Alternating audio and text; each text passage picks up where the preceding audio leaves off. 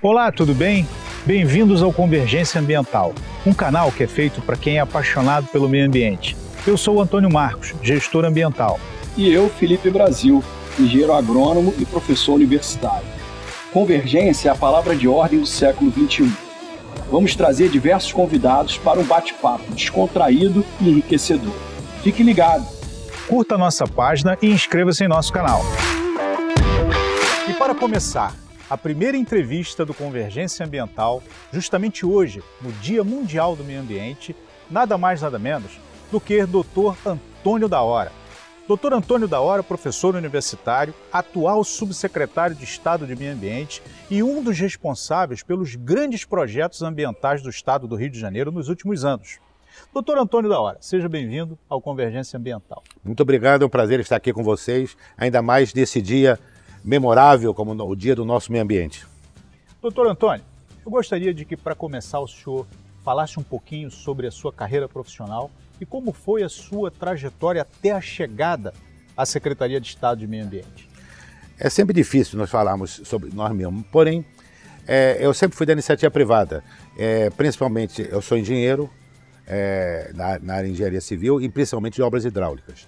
E fui caminhando, tive um convite, não sei, sempre tive em grandes obras de usinas hidrelétricas na Amazônia, em São Paulo, podia citar Balbina, Tucuruí, usina hidrelétrica Tucuruí, usina Canoas 1, Canoas 2 para a CESP, outras em Minas. Porém, chegou num certo momento, eu fui convidado pelo Banco Mundial para fazer um projeto no Rio de Janeiro, que era na bacia, não Baía de Guanabara, Baía de Sepetiba, fazer um plano para recuperar a Baía de Sepetiba. Chamava-se Macroplano de Saneamento Ambiental da Bacia Contribuinte à Baía de Sepetiba. E nesse eu tive um contato grande com o Estado do Rio de Janeiro e com os dirigentes à época. Chegou num certo momento, um dirigente à época me chamou, olha, saia do Banco Mundial e venha nos ajudar aqui, venha dar contribuição para a sociedade no governo. E assim aconteceu, isso lá nos idos de 1999 e 2000. Foi o primeiro contato com os órgãos públicos.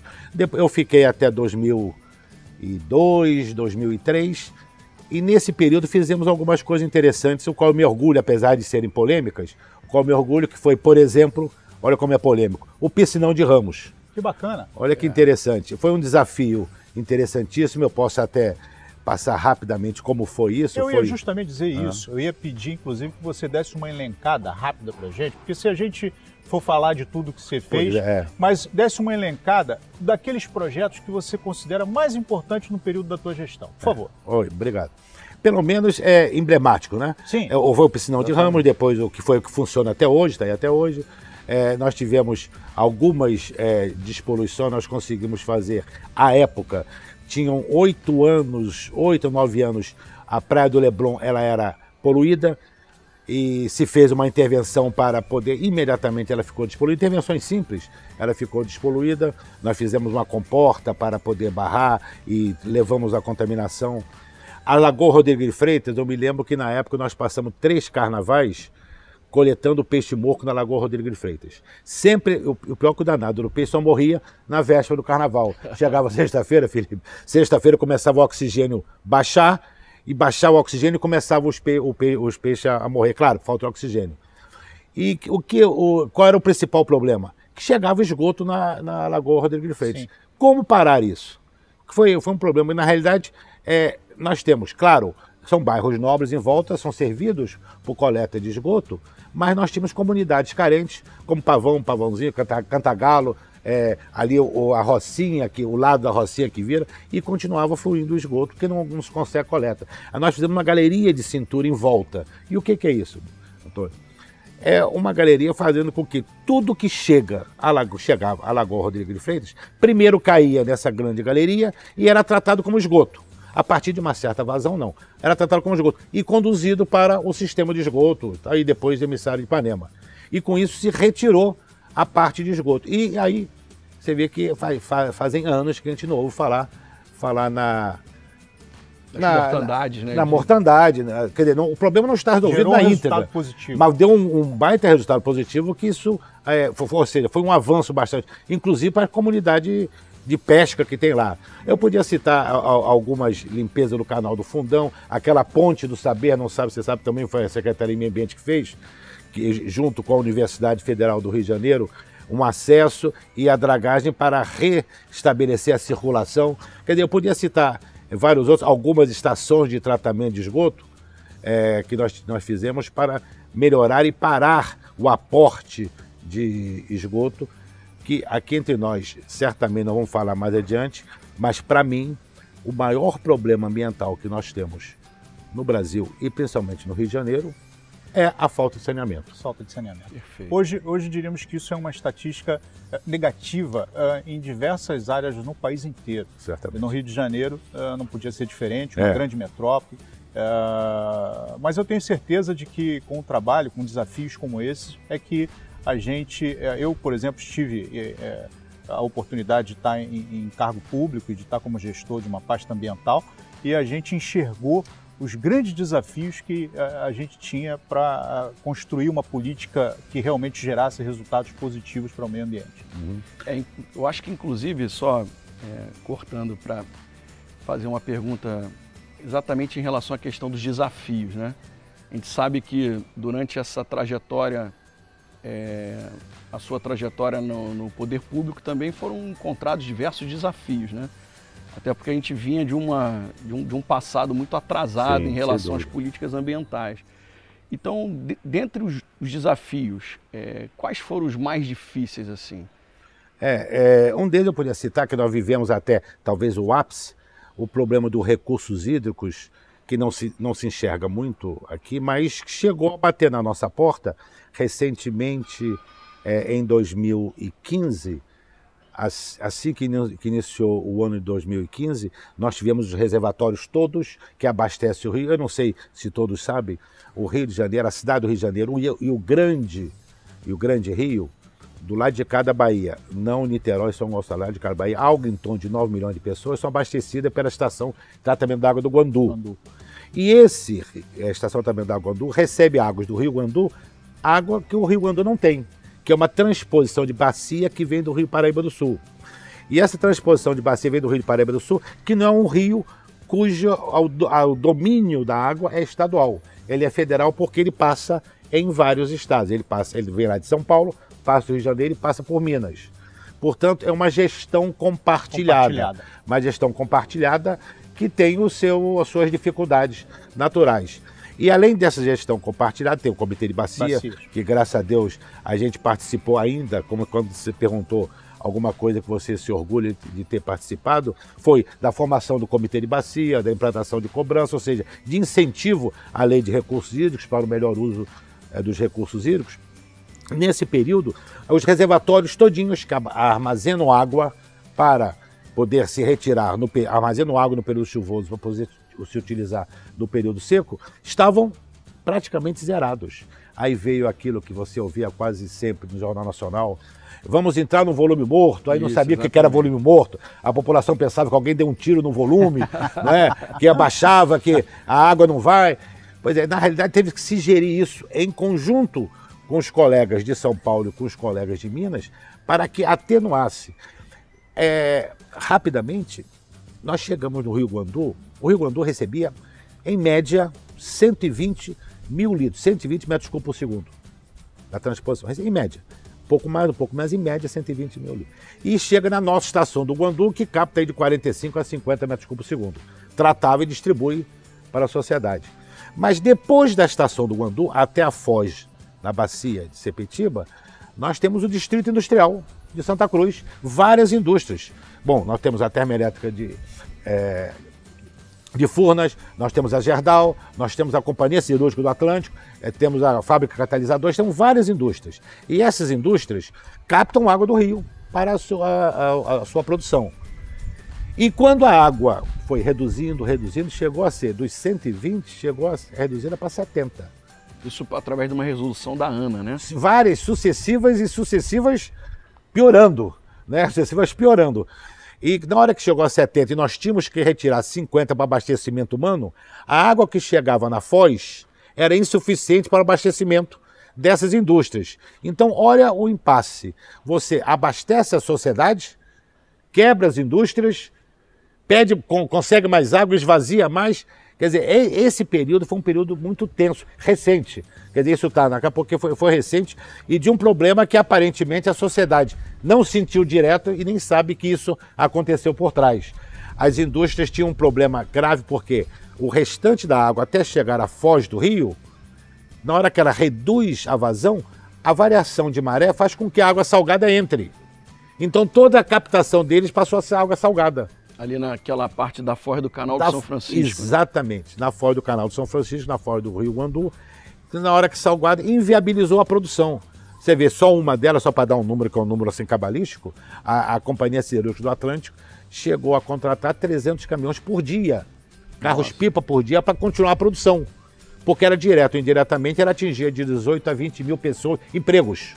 Quer dizer, olha o conflito que esse teve que se gerir, e é um conflito muito recente, e graças a Deus a gente conseguiu. Hoje, a situação também é melhor, porque os reservatórios estão mais altos e tal. Conseguiu-se. Né? Pois é, isso é uma gestão compartilhada de todos os atores ambientais. Que fizeram parte desse processo. Claro, e que às vezes não aparece. Né? Não, a população pouco sabe disso. É lógico, porque além da questão do recurso natural finito que nós temos hoje, você passou pela crise hídrica, você passou que tudo isso nós podemos hoje entender que são processos que vêm pela degradação, pelo problema da intervenção humana, pelo problema, em muitos casos, da má gestão em alguns lugares para esses procedimentos.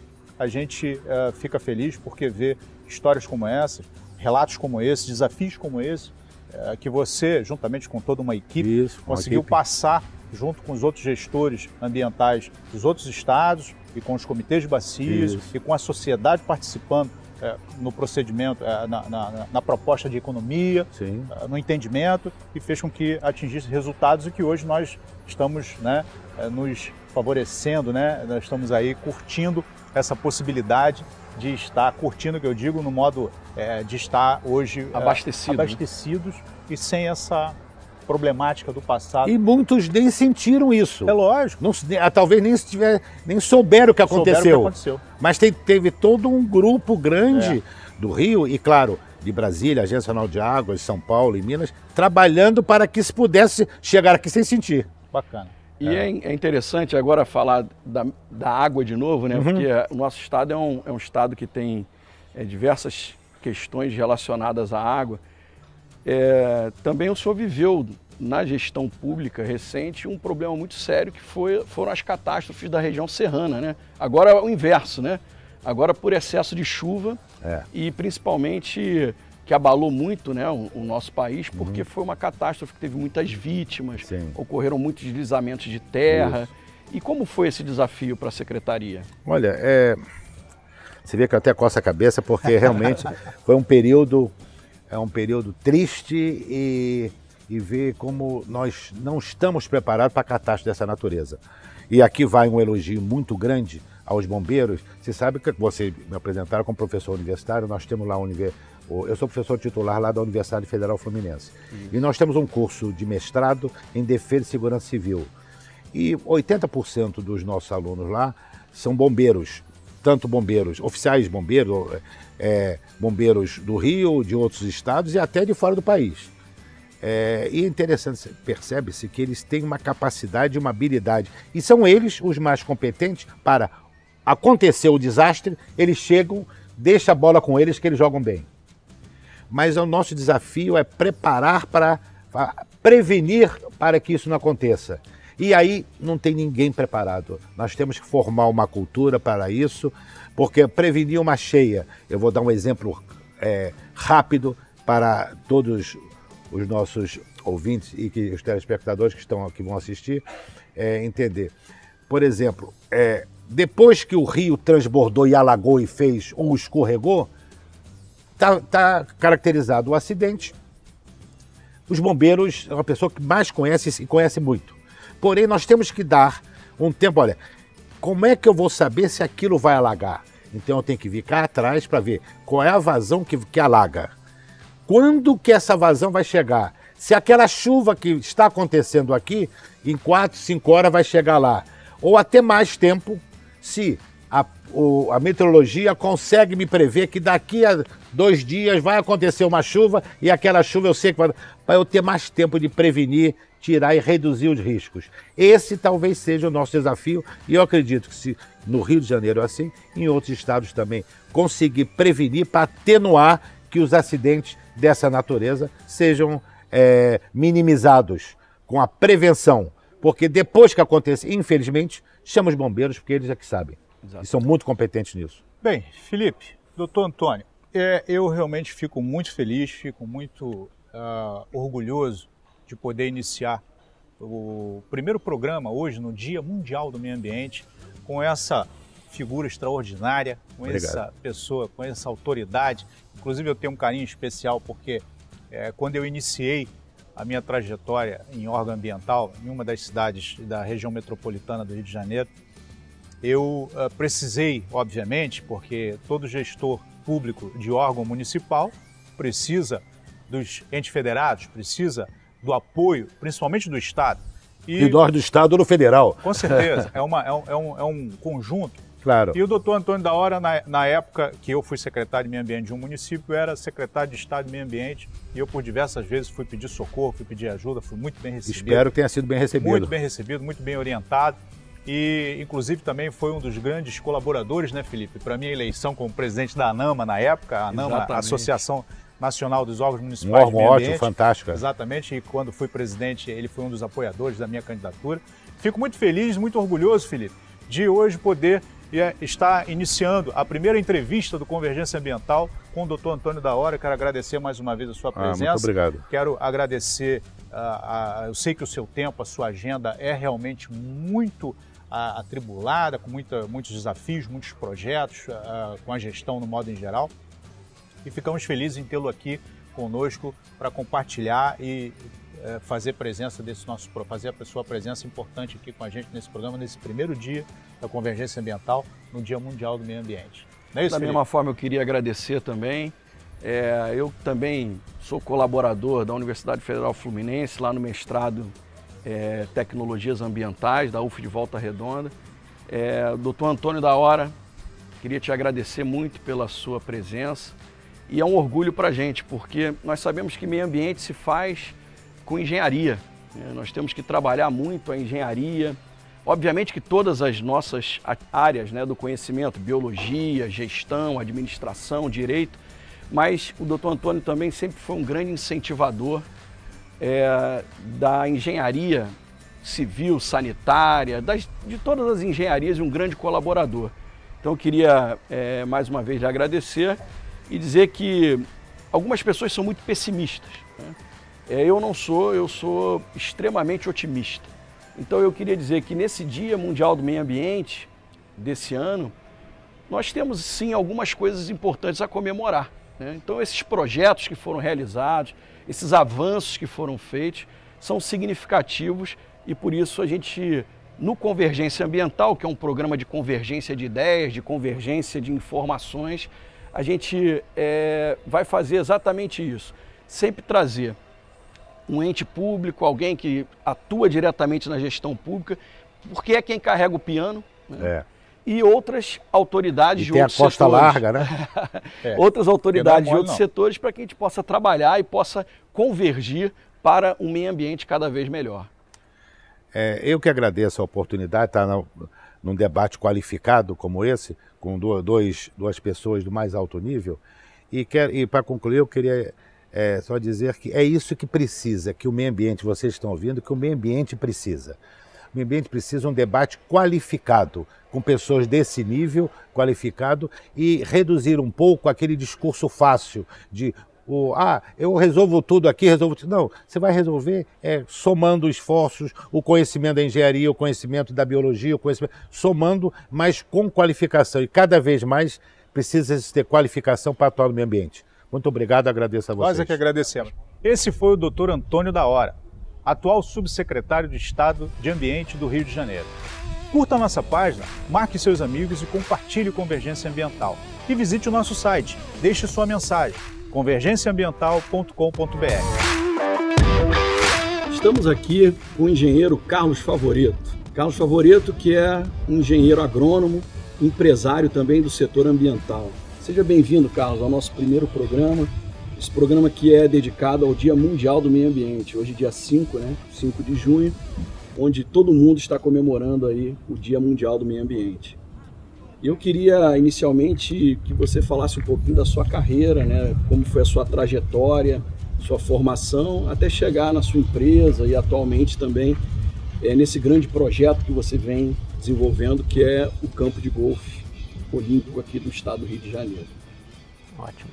Eu que lhe agradeço, é uma honra estar aqui no programa, nesse dia tão importante para a humanidade, o Dia Mundial do Meio Ambiente, e estar aqui. Eu quero desde já parabenizá-lo, você, o Antônio, pela Convergência Ambiental, acho que é um nome fantástico, né? Tudo converge mesmo.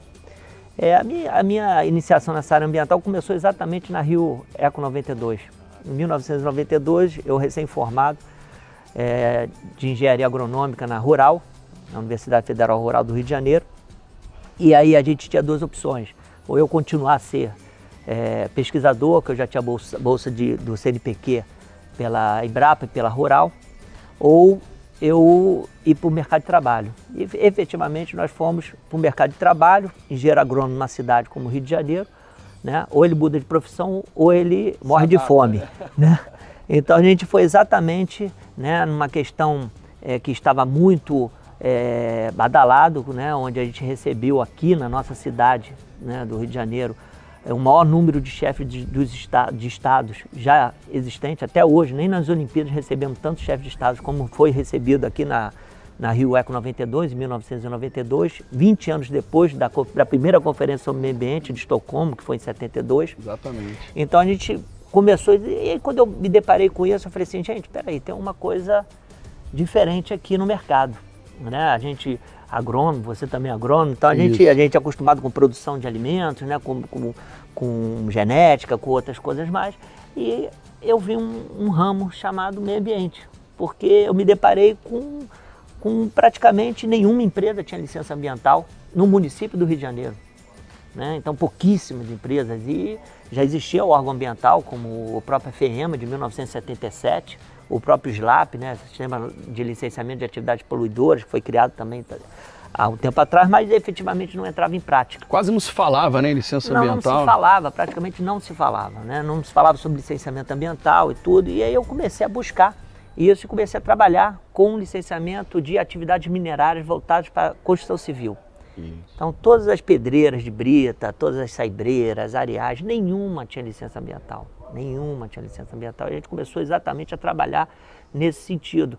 E aí eu comecei a vislumbrar um grande mercado de trabalho, né? Porque hoje, né, tem a carreira do engenheiro ambiental, mas a gente começou a mexer isso lá atrás, né, em 93, 94, e começou a ter um mercado de trabalho adormecido que foi efetivamente mexido com a conferência da Rio Eco 92.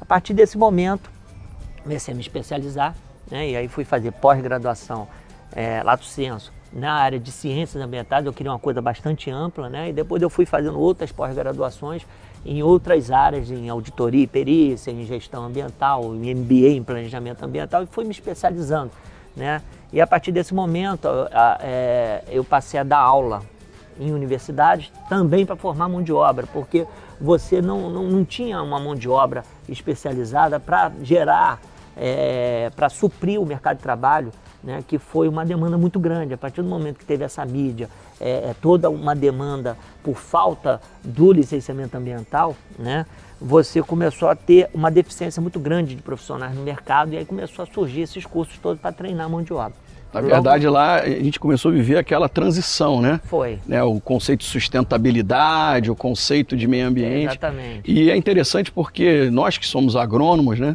E os engenheiros florestais também, os biólogos, nós éramos profissionais que atuávamos no setor produtivo, mas que tinha mais bagagem para começar a discutir o meio ambiente, né? Exatamente, exatamente. Nosso curso é bastante eclético, né? Então, assim, os próprios biólogos, os próprios engenheiros florestais, eles praticamente, esse ramo ambiental foi ótimo, que absorveu eles, porque tinham vários amigos nossos de engenharia florestal que estavam fazendo esse curso. Por quê? Você não vai ter grande mercado de trabalho futuro.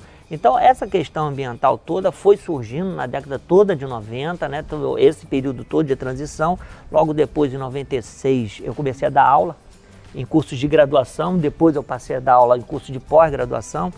E aí fui escolhendo nesses cursos alguns profissionais e fui montando uma equipe, né? Então, eu tenho profissionais que trabalham comigo já há 20 anos, 25 anos. Então, são profissionais que foram escolhidos, foram ex-alunos meus, e que fomos montando, né, desde profissionais do ramo de biologia, de engenharia florestal, de agronomia também, engenharia civil, até advogados, geologia, geografia, né, e até advogados. É multidisciplinar. É multidisciplinar. E é importante a gente falar isso para os nossos telespectadores, porque a geração, né, mais nova, ela não acompanhou esse desenvolvimento. Não, né? Acompanhou. E acha que, de repente, a profissão da área ambiental já nasceu pronta, mas muito pelo contrário, né? Foi uma construção coletiva, né? Foi coletiva, foi uma coisa assim foi fantástica, porque, na verdade, houve uma imposição legal, né? Passaram a aplicar o Código Florestal, que era de 65, que fala sobre as APPs, né? Que fala sobre toda essa questão de florestas e tudo, de área de preservação permanente, exatamente nessa época. Exatamente. Né? Então, que foi reformulado agora em 2012. Foi reformulado agora recentemente, e aí foram melhorando, foi havendo essas melhorias que aconteceu exatamente logo depois da Rio 92. Foi um grande marco para nós aqui na América do Sul, principalmente, né? Então, assim, a Europa já tinha esse conceito desde 72, os Estados Unidos, que na verdade vem em 1969. Então a coisa é muito recente, nós estamos falando aí de 40 anos atrás. É uma coisa muito nova. Para a questão ambiental é recente no mundo, e no Brasil é super recente. Então essa transição, essas coisas todas, eu quando entrava, por exemplo, para dar aula em curso de graduação de ecologia, né, eu era quase colocado para fora. Então eu chegava pessoal da administração, pessoal de economia, pessoal de contabilidade, a gente chegava e começava a dar aula para eles e eu falava, olha gente, vocês contadores, vocês administradores, se vocês não tiverem formação na área ambiental, vocês não vão trabalhar como administradores, nem como economistas, muito menos como contadores, porque vocês vão ter que ter a chamada licença ambiental, né? Hoje, a questão da licença ambiental está super superada. Nós estamos em 2018. Exatamente. Né? Então, já não se discute mais isso. Né? Então, mas isso lá atrás era discutido, as pessoas não sabiam nem fazer um protocolo. Verdade. Né? Então, assim, a gente participou, né? Você também participou, o Antônio muito também, a gente participou de toda essa transição. Né? Então, logo no iniciozinho de 2000, eu criei uma empresa, a ECP, que é uma empresa de consultoria e engenharia ambiental, onde a profissão de engenheiro ambiental não tinha, né? Eram profissionais, né, que foram se especializando na área ambiental, seja através de pós-graduações lato sensu ou através de estrito sensu, enfim, foram se formando e foram se moldando esses profissionais. E aí criei essa empresa justamente para fazer o segundo passo. Aí a gente já não pensou mais em licenciamento, porque a licença já era obrigatória por lei. A gente começou a pensar em gestão ambiental. Exatamente. Então, assim, esse segundo passo é o que nós estamos hoje no auge.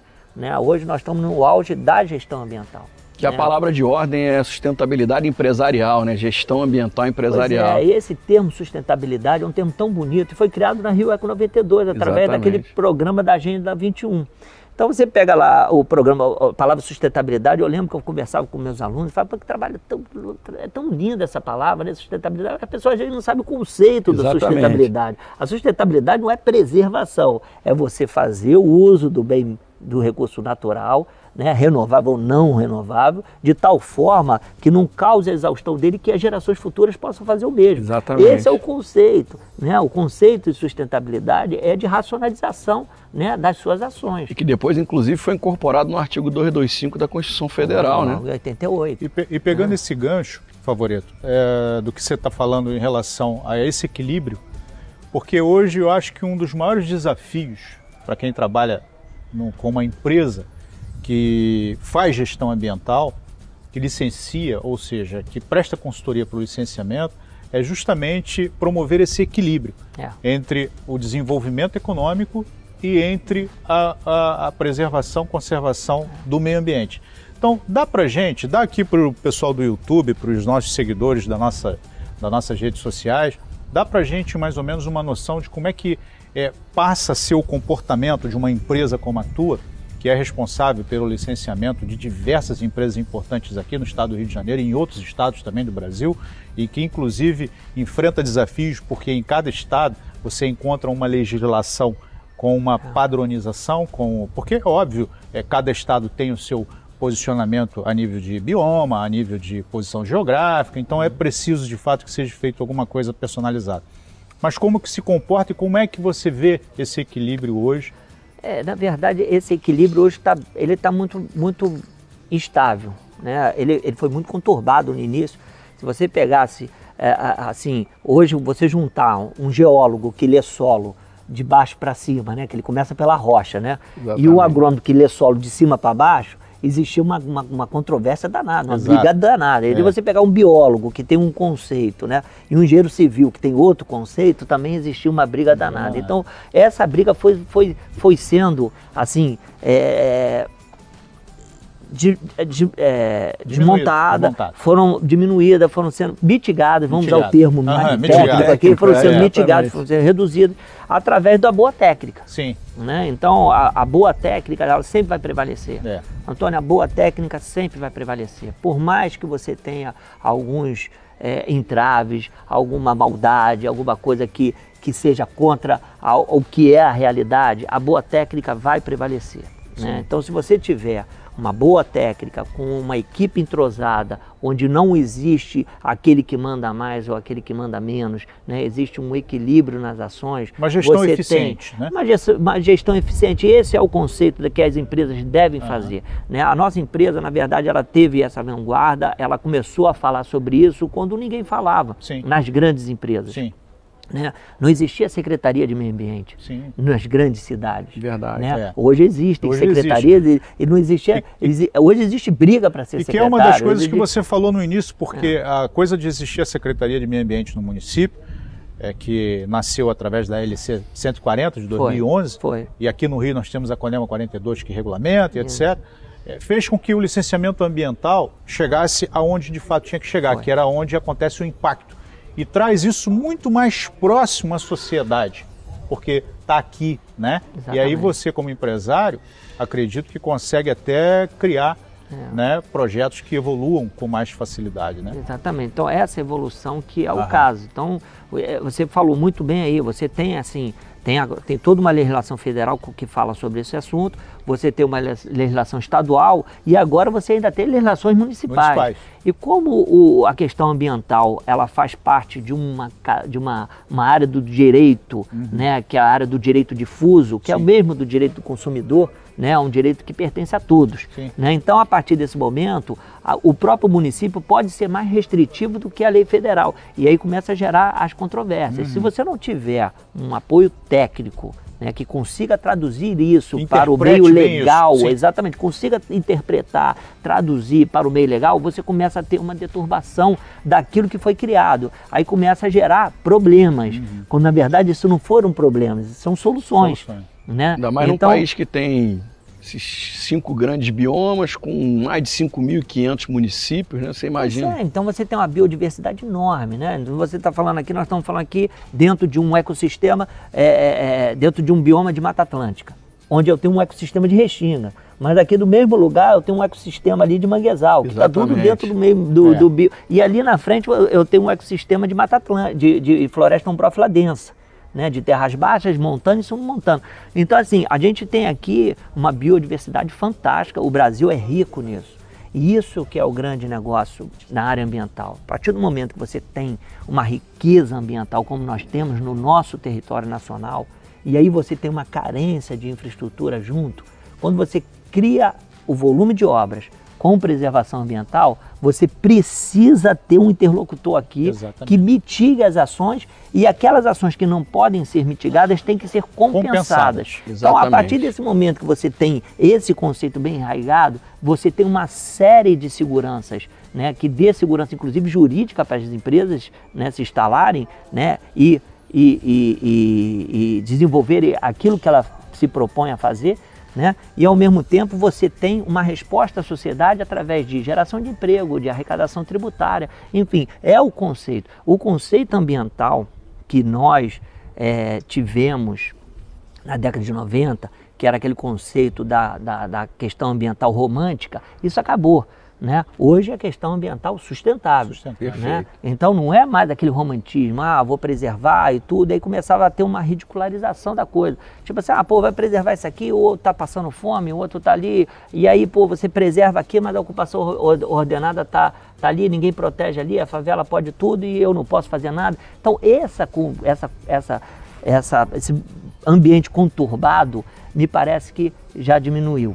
Né? Isso então, já começou hoje, a ser mais equacionado. Né? Já praticamente está exaurido. Então hoje é o conceito, efetivamente, da boa técnica e daquilo que é o meio ambiente. A gente não pode, quando a gente chega e fala assim, o meio ambiente está atravancando o país. Não é o meio ambiente que está atravancando o país, é a falta de conhecimento que está atravancando o país. Com certeza. Né? Então, se você pensar bem, de 10 doenças conhecidas, 8 são vinculadas pela água.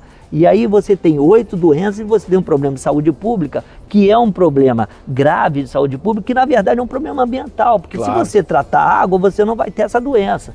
Né? E aí como é que você faz para tratar essa água? Você tem que ter uma boa técnica para tratar. Né, para tratar essa água. Então é isso que é a mesma coisa de resíduos. Se você for pensar, né, hoje 90% dos municípios não fazem gestão de resíduos sólidos. Nós estamos em 2018. Exatamente. Gente. Isso é um absurdo. Então pega e transforma os lixões. Então você falar em questão ambiental, onde a gente varre, e somos nós, quem gera o resíduo sólido urbano, somos nós, cidadãos. Né? Nós temos um potencial muito grande de causar degradação ambiental. E quase sempre transfere para o gestor público a responsabilidade. E o gestor público não coloca essa responsabilidade, acaba não cumprindo. Você vê a própria lei da política nacional de resíduos sólidos, ela vai estar sendo postergada a sua aplicação, porque ele acaba não aplicando. E quando na verdade você pega aquilo lá, você tem que pegar, já fazer um trabalho de educação, né? No qual já a dona de casa, dentro da casa, o cidadão já começa a racionalizar. Não adianta pegar e misturar o lixo todo e querer fazer compostagem ou querer fazer alguma coisa na ponta do aterro. Não vai fazer, porque ele já vai chegar podre lá o resíduo. Entendeu? Você tem que fazer dentro de casa, começar a fazer esse conceito na origem, todo, né? Na origem, no gerador. A mesma coisa é resíduo de construção civil. Né? Eu não vou nem falar no industrial, eles são perigosos, eu não vou falar nem nesse industrial, porque esse já está no final, a logística reversa. A gente tem que falar agora aqui bem no início. E isso tudo gera renda, isso tudo gera emprego, isso tudo gera dentro do conceito de recuperação. E aí você fala assim, aonde está sendo feito isso? Em vários municípios está sendo feito isso. Agora, onde não está sendo feito? Também em vários municípios. Favoreto, eu queria aproveitar que a gente tocou num assunto polêmico, num assunto importante. Como empresário do ramo, né, e que vem enfrentando quase sempre aí grandes desafios, né, desafios de grandes empreendimentos, de licenciamentos, a gente tem ouvido muito, né, e isso inclusive virou até material acadêmico, né, não é só reclamação de outros empresários, não, de que a questão ambiental, em função de todo esse atraso e de ser uma área que está sendo de certa forma jovem em termos de gestão, de legislações, esse ambiente ele ficou muito judicializado, né? A gente tem, inclusive tem lido isso ao longo dos anos, de que cada vez tem ficado mais difícil o setor, sobretudo público e privado, né, de conviver com a judicialização dos processos que deveriam ser, como foi bem colocado aqui, analisados pelo viés técnico, né? Qual é a sua percepção e como você tem enfrentado esse desafio aí? Olha, esse é o grande entrave hoje, né? O grande entrave hoje não é a questão ambiental, é a questão que você acabou de falar, de você judicializar uma questão que é estritamente técnica, né? E levar para um ambiente judicial, né, questões de controvérsia, e você acaba gerando dúvidas e não acaba resolvendo o problema. O maior caso que eu vou já citar aqui de frente, que judicializou e não está resolvendo o problema, é a Mariana. Né? Você tem aqui o maior desastre ecológico que já aconteceu no planeta, desproporcional em termos de qualquer tipo de coisa, porque pegou o meio físico, né? Pegou solo, pegou pegou a água, né? Pegou tudo, pegou o meio biótico, pegou toda a fauna, né? Toda a questão de flora envolvida no Rio Doce e pegou o antrópico também, né? Pegou o antrópico que morreu pessoas, dizimou vilas, dizimou tudo, né? E aí cadê as ações que tinham que ter sido feitas? Não fazem por quê? Porque existe um processo. E aí acaba a pessoa não aplicando aquilo que tem que ser aplicado, né? Tá muito bom para os advogados. Agora, para os técnicos para e para as empresas, né, que prestam serviço na área ambiental, você tem um retrocesso, né, na verdade, nessa área ambiental, né? E essa questão toda acaba acovardando, né, os próprios funcionários públicos, que acabam ficando com medo daquilo que ele tem que ser feito, Ele fala, não vou assinar isso aqui não, porque existe aqui uma investigação, um inquérito, e esse é um projeto polêmico, eu acabo não assinando. Ou seja, por que ele não assina? Por medo, não por questão dele ser técnico ou não deixar de ser técnico, né? Então, existe esse entrave está, inclusive, dizimando as secretarias de meio ambiente. Você pega a secretaria hoje aqui no estado do Rio de Janeiro, no município do Rio de Janeiro, não tem mais a secretaria de meio ambiente, uma subsecretaria, né? Já tem políticos importantes aí fazendo debates e conversando que querem tirar, inclusive, o Ministério do Meio Ambiente. Né? Porque é exatamente isso, porque estão confundindo a coisa, né? Não é o entrave ambiente, não é você fazer uma hidrelétrica na Amazônia, ou fazer uma rodovia no sul, ou fazer um grande projeto agropecuário no Mato Grosso, né? Que vai causar dano ambiental, que vai deixar de causar dano ambiental, né? Por quê? Porque você precisa exatamente de a boa técnica e mostrar isso para os formadores de opinião de uma forma bem simples, sem conturbação, de uma forma bastante objetiva, que aquilo ali vai trazer os impactos positivos, vai trazer os impactos negativos. Dentro dos impactos negativos tem aqueles que são mitigados, que são reduzidos, tipo o lançamento de efluente, é um impacto perfeitamente mitigado. E aqueles outros que tem que ser compensado, como supressão de vegetação. Né? Se você for nos Estados Unidos hoje, eles aplicam bem o processo do princípio do poluidor-pagador, que é uma coisa antiga, né? Ou seja, ele chega ali e diz para você, olha, você vai fazer essa supressão aqui, você sabe que você vai pagar aqui uma medida compensatória nesse valor. O camarada pega esse valor e aplica no seu budget, aplica no seu orçamento e vai dizer o seguinte, eu posso ou não posso fazer. Exatamente, né? É uma decisão é uma decisão dentro do cronograma. E sempre preventiva, né? Preventiva, eu posso ou não posso fazer, está dentro da lei. Né? Então agora aqui existe essa questão da judicialização, está fazendo que ocorra uma insegurança do próprio empresariado, porque ele fala assim, será que eu vou ter? Como é que eu vou ter?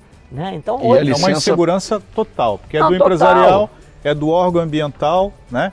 E aí a gente tenta até buscar apoio naquele dito popular, né? Cada um no seu quadrado. Na realidade, a corroboração é que precisa ser implementada para o equilíbrio disso. O que a gente pensa, eu, por exemplo, já tive em posição como gestor de órgão ambiental, em cargo público, o que a gente sempre sente necessidade, nós somos muito carentes nisso, quem está no órgão público hoje, quem é gestor de uma secretaria de meio ambiente, sabe o que eu estou falando, o que a gente sente muita falta é, às vezes, uma corroboração, e não o apontar do dedo, olha, você está fazendo errado. Não, era que se o Ministério Público, todos os atores que compõem o Poder Judiciário pudessem se associar no modo de colaborar com as ações de controle, licenciamento, mitigação, conservação, entender isso de maneira técnica, tendo nas instituições técnicos.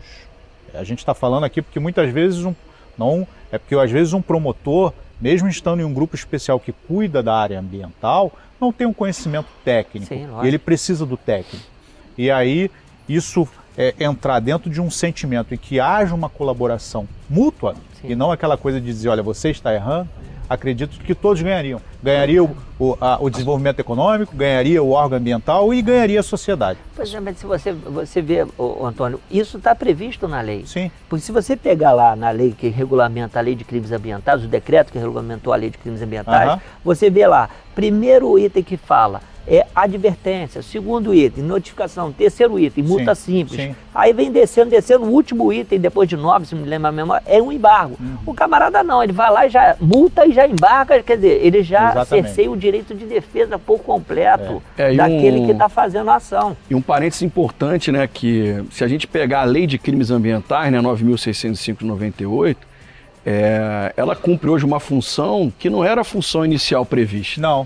Na verdade, quando você pega o artigo 72 dessa lei, você fala em sanções administrativas, essa lei ela veio muito mais para disciplinar a poluição, a degradação, do que para punir. Mas infelizmente, infelizmente no Brasil, ela foi imediatamente transformada em lei penal. Exatamente. Então aí é o que o Favoreto colocou muito bem, ou seja, cadê o amplo direito de defesa? Lógico. E outra coisa, essa questão que você colocou muito bem, né? Cada um no seu quadrado significa que esse quadrado pode ficar maior, ou seja, a gente pode trabalhar de forma cooperativa.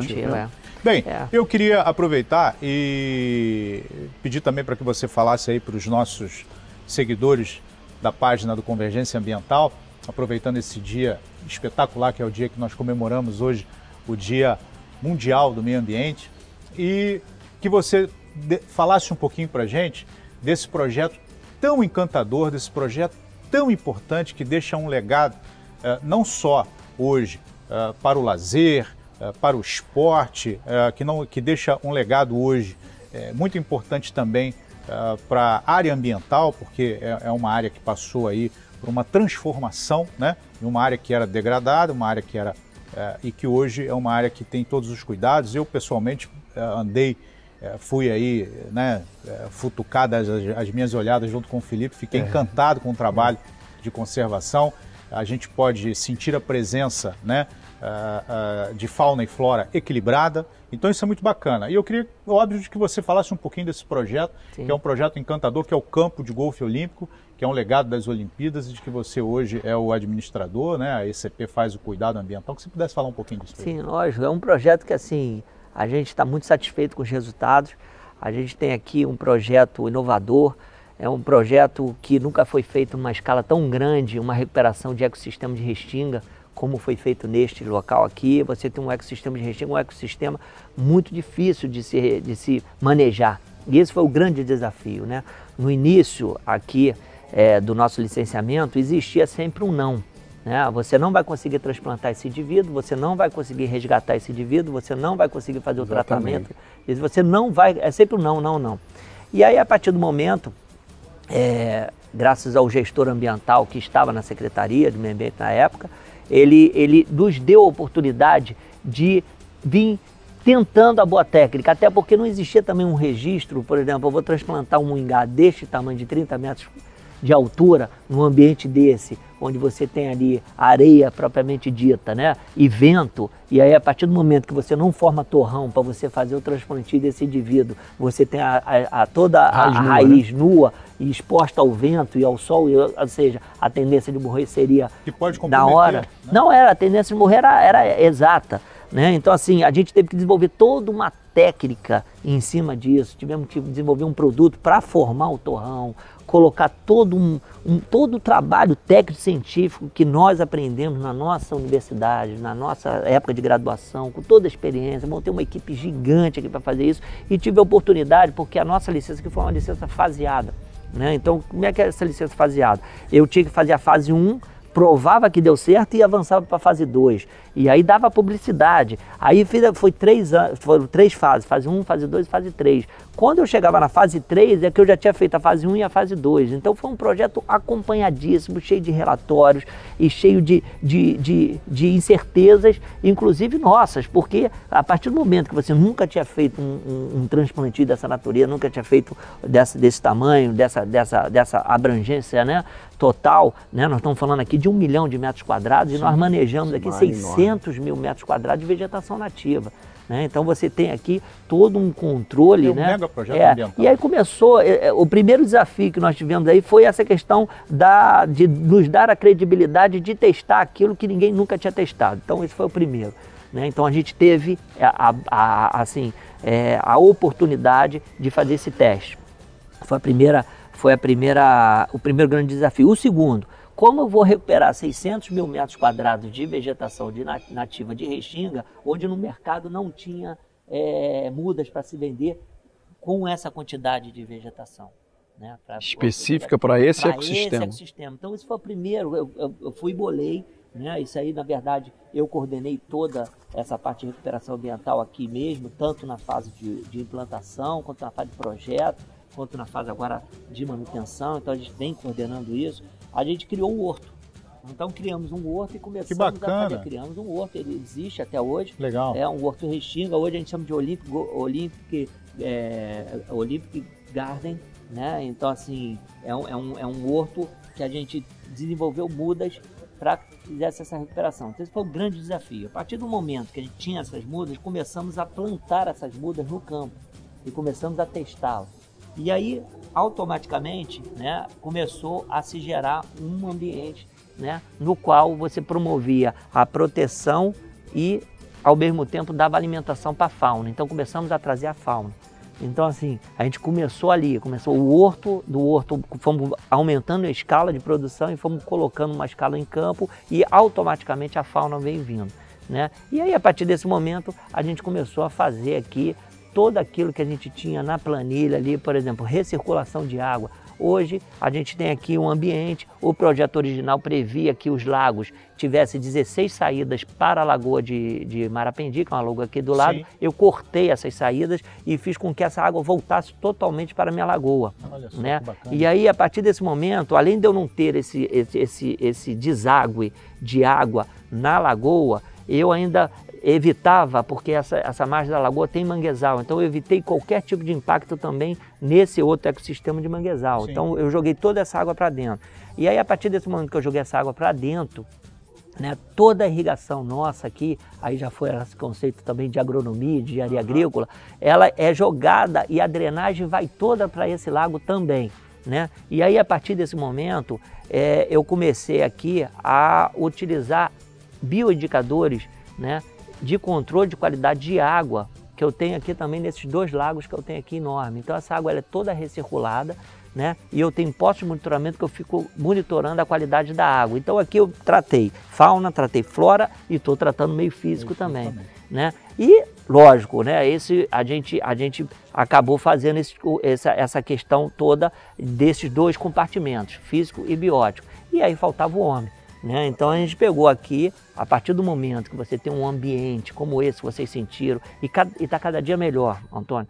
Em 2016, nós estávamos bastante recentes, a obra acabou em 2015, e em 2016 só tinha 1 ano. Né? Hoje nós estamos em 2018, já passou aí 3 anos da gente ter feito isso, e eu tenho aqui, assim, tá aí todas as espécies que a gente transplantou estão aí, e as espécies de fauna estão voltando. Sim. E as de flora foram crescendo, e essa questão toda nossa de monitoramento ambiental está aí também, né? Essa questão do monitoramento ambiental da água também me facilita, porque eu faço uso racional de insumos, principalmente de fertilizantes. Claro. Né? Eu fui na Rural e peguei essa grama, que é uma grama importada da prática de coisa, e testei, ela tem risóbio. Então hoje eu uso um volume muito pequeno de nitrogênio, então isso já não tem essa carga. Eu não uso biocida nenhum aqui, todo o controle nosso aqui é orgânico, né? Também desenvolvido por nós aqui. Né? Tem todo um trabalho que foi feito em cima disso. Não, né? Entra agrotóxico. Não entra agrotóxico de forma alguma, ele é todo feito de forma orgânica. Né? Então é um pouco mais caro, a tendência é que ele já foi muito mais caro. Vai barateando a partir do momento que você começa a colocar aquilo que eu acabei de falar, da boa técnica. Né? É aquilo que o Antônio falou, cada um no seu quadrado. Então o técnico ele tem que estar aqui, né? Ou aqui ou qualquer outra instituição, né? Fazendo a sua parte de técnica. Né? Se aqui eu tinha uma restrição legal para não usar nenhum tipo de biocida, eu fui obrigado tecnicamente a buscar soluções, né, que me evitasse esse tipo de complicador. Então, essas coisas todas... É sempre uma gestão mais inteligente. Exatamente. Mais, E essa parte do social que eu falo é o seguinte, hoje, aqui, eu estava hoje discutindo com o pessoal, justamente fazendo um balanço, né, exatamente nesse dia 5, que é o Dia Mundial do Meio Ambiente, nós tivemos 58 mil visualizações no Facebook do Campo Olímpico de Golfe, né, em 28 dias. Né? E a maioria dessas visualizações são pessoas de fora do país. Né? Então a gente aqui é um campo aberto ao público e todos podem vir aqui jogar. E eu faço aqui vários programas também socioambientais. Né? Esse programa também, tive uma visita aqui dos vereadores da cidade do Rio de Janeiro que estavam falando que existe um largado olímpico. Né? Pode existir um largado olímpico onde tiver. Aqui não. Aqui existe um legado. Né? E isso já foi reconhecido, né, mundialmente e hoje está sendo reconhecido aqui no Brasil. Então eu estou muito satisfeito porque a gente atende as pessoas aqui. Hoje nós estamos fazendo a parte esportiva, dando oportunidade àquela pessoa que nunca jogou no esporte que mais cresce no mundo, né? E ao mesmo tempo promovendo a sustentabilidade ambiental. Né? É interessante, né, Favoreto, que aqui é um campo público, né? Ele é aberto ao público. Aberto ao público. Inclusive tem a possibilidade de participar de uma aula aqui, de conhecer o golfe. Todos os finais de semana, de 10 a meio-dia, tem aula grátis aqui. Né? Então, sábado, domingos e feriados, existe aqui um programa que a gente coloca iniciante. Então você vem para cá, você não precisa pagar nada e vai treinar com os melhores professores do Brasil que eu tenho aqui. Né? Também é isso também. Por que nós estamos atraindo esse público? Porque eu também coloquei o que há de melhor. Né? Então eu peguei aqui e trouxe o que há de melhor de golfe para essa região. Né? Aqui hoje nós somos o CT de treinamento da Confederação Brasileira de Golfe. Né? Então eu tenho equipamentos aqui ultramodernos que era para aqueles atletas de alta performance que vão disputar a Olimpíada em Tóquio. Né? Então você tem aqui, o golfe voltou nas Olimpíadas da Rio 2016 e agora na Tóquio 2020 vai ter o retorno disso. Então já tenho aqui profissionais treinando para as Olimpíadas em Tóquio. E lá no Japão não foi feito um campo de golfe, já existia. E esse aqui não, esse aqui foi feito, então esse é o campo olímpico porque ele foi feito especificamente para a Olimpíada. E tem que aproveitar, as pessoas têm que vir aqui e aproveitar, porque justamente você não precisa pagar para entrar, você não precisa pagar para treinar, para fazer essa iniciação. Né? É lógico que depois você fez a iniciação, gostou do esporte, aí você vai evoluir, aí você vai ter que comprar equipamentos, você vai ter que pagar para fazer os seus treinos com professores e tudo, e aí vai evoluindo. Mas hoje, se você nunca jogou, nunca entrou no campo de golfe, eu nunca tinha entrado. Né? Quando eu teve esse desafio, eu nunca tinha entrado num campo de golfe, nem desses que tem aqui próximo aqui do Campo Olímpico. Né? Então foi um desafio. Né? Visitei alguns campos no mundo, principalmente Estados Unidos e Europa. Né? Te garanto o seguinte, hoje esse nosso campo aqui no Rio de Janeiro, no campo da cidade do Rio de Janeiro, ele é tido como um dos melhores do mundo. Né? Já se fomos eleito agora o melhor campo de golfe do Brasil, que já foi fantástico. Né? Mas hoje nós somos tidos como um dos melhores campos de golfe do mundo. Existem algumas revistas de âmbito internacional fazendo essa menção. Né? Foi, a Golf Digest, que faz o ranking dos melhores campos de golfe do mundo, né? Escolheu o Campo Olímpico de Golfe como o melhor campo de golfe do Brasil. Bom, Carlos Favoreto, engenheiro agrônomo, empresário da área ambiental, é para a gente hoje um motivo de muito orgulho, inclusive, o que você falou, para nós também foi um dos motivos da escolha, porque esse aqui é um lugar que, além de ter essa representatividade na área esportiva, por ser um campo de golfe, também tem essa representatividade muito forte na área ambiental, por todo o trabalho ambiental que foi feito aqui, por esse controle, né, por esse monitoramento que você faz aqui. Queremos agradecer muito a tua presença no nosso programa, eu e o Felipe estamos muito felizes. Queremos agradecer a você também por esse espaço maravilhoso que hoje é a locação que nós estamos gravando, o primeiro programa hoje no Dia Mundial do Meio Ambiente, e pedindo a você, né, que está nos acompanhando, que curta a nossa página nas redes sociais, que visite o nosso site convergenciaambiental.com.br e estaremos juntos em mais programas, nos próximos programas com mais autoridades da gestão ambiental, tanto falando sobre a parte da gestão pública, quanto especialistas da área empresarial, assim como Carlos Favoreto. Muito obrigado mais uma vez, obrigado Felipe, e gostaria muito de que você nos acompanhasse nessa trajetória, porque vamos estar de fato passando bastante informações aí para o público no modo em geral. Também queria agradecer ao amigo Carlos Favoreto pela sua vinda, né, nesse primeiro programa, o programa de estreia, nesse Dia Mundial do Meio Ambiente, e lembrar também que o Favoreto esse ano foi agraciado com a medalha Pedro Ernesto aqui do Rio de Janeiro, né? Foi uma honra para os agrônomos aqui do estado do Rio de Janeiro e também para todos aqueles que militam na área ambiental. Nos vemos no próximo programa. Curtam o nosso canal.